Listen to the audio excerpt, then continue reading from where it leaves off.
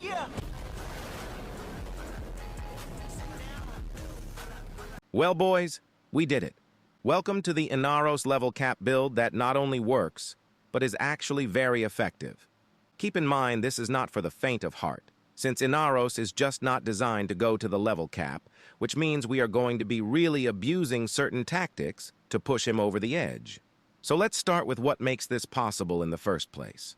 We are using a combination of 4 main components to stay alive. The first is Sandstorm, which is our grouping skill and also applies statuses from our melee through the augment. During Sandstorm, you are completely invulnerable, so that's where we will spend a lot of our time. The next part is Rolling Guard, which we will be using every time we exit the tornado since enemy bullets will one-shot us. It also segues into our third component, which is Quiver, our Helminth skill. The idea is to quiver the ground when we use our Rolling Guard, which allows us to be out of melee range from enemies, while also being invisible for easy kills. The last key component is Negation Armor, which is used to revive ourselves if we die to things such as stray bullets or AoEs. The augment allows us to ignore death itself once every 30 seconds, but also applies a lethal slash proc which we need to bypass in order to not die. As seen in the clip, we just go back into Storm to outlast it. Therefore, it's important to always keep our Scarab Shell ability active and to replenish it when we die. The final ability is a lot like Saren's Spores if you're familiar with her kit. Scarab Swarm is used to fully strip enemies in a large AoE while CCing them. It also does a pretty good job spreading on its own. Now, for the rest of the mods, we are using multiple duration mods to increase our skill uptime to a comfortable amount, and also using Overextended with Cunning Drift to affect a large radius with our crowd controls. Pair this with Growing Power and Molt Augmented to boost our status chance on our Sandstorm Augment. And don't forget Arcane Energize to help with any energy issues. Besides that, we are using 3 Duration Shards and 2 Corrosive Shards to allow us to fully strip with our Swarm skill.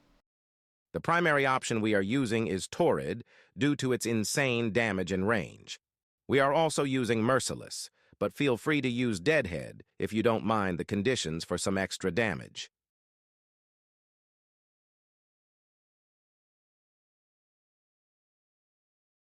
The secondary could be many options.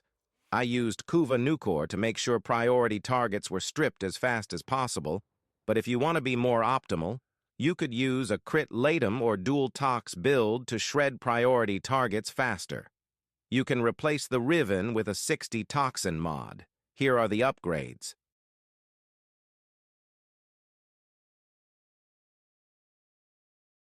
Finally, we have the melee, which we are using Praetos due to its increased movement speed passive.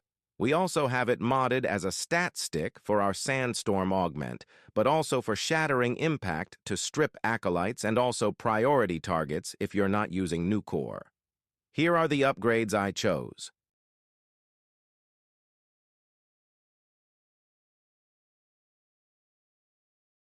We also went with Worm Prime to help negate statuses so we can keep our Scarab armor as long as possible. We have it modded for survivability and extra damage through Tenacious Bond. Just keep in mind, Inaros doesn't have shields, so you can replace Guardian for something else. Oh, and the weapon we went with was Volklock, due to it being one of the few Sentinel weapons that can proc Tenacious Bond's damage multiplier. Our Worm isn't modded to shoot, so we just use a Vigilante set to give our primary the max set bonus. Alrighty guys, that just about wraps up everything. Make sure to drop a like and sub if you enjoyed, and let me know how your Inaros runs go in the comments. See you in the next level cap build.